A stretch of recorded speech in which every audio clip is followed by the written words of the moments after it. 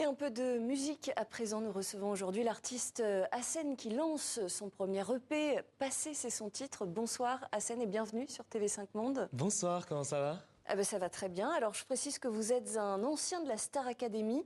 Et donc dans ce nouvel EP, vous proposez 6 titres. Qu'est-ce que vous avez cherché à raconter à travers ces chansons? À travers ces chansons, j'ai décidé de raconter un peu mon histoire parce que dans ces 6 titres, chacune des chansons en fait reflète une période de ma vie et je trouvais que c'était hyper important pour moi de parler de ma personnalité, de qui je suis, parce que dans la Star Academy, on a énormément vu une personnalité solaire, mais on voit pas mon côté sensible, que ce soit à travers les réseaux sociaux ou même à la télé en général. Et du coup, je voulais montrer aussi que à côté de ce côté solaire, il y a quelqu'un qui est hyper sensible et qui a des choses à raconter.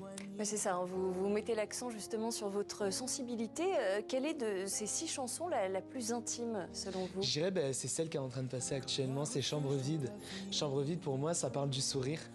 Le sourire pour moi, ça a été un très très grand masque en fait, dans lequel je me suis caché pour éviter de montrer aux personnes qui m'entourent en fait que j'allais pas bien.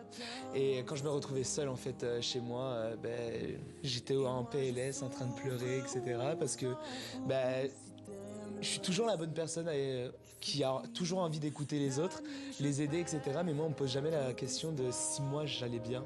Alors est-ce que vous allez bien aujourd'hui? Aujourd'hui, maintenant, ça va super bien et J'imagine en tout cas que l'expérience Star Academy a dû vous ouvrir de nombreuses portes sur le plan professionnel. À quoi ressemble votre quotidien depuis cette expérience il y a un an? Mon expérience depuis un an maintenant, elle a totalement changé. J'ai vécu des événements oufissimes. J'ai eu la chance de rencontrer diverses personnalités comme Shakira. C'est quelque chose que je n'aurais jamais réellement imaginé. Je suis invité à divers événements, je suis invité à divers concerts, je fais des concerts, je rencontre des personnes, que ce soit dans l'industrie de la musique, du cinéma, etc. Donc voilà, c'est assez intense. Je fais beaucoup de sessions studio aussi, on compose, on prépare la suite.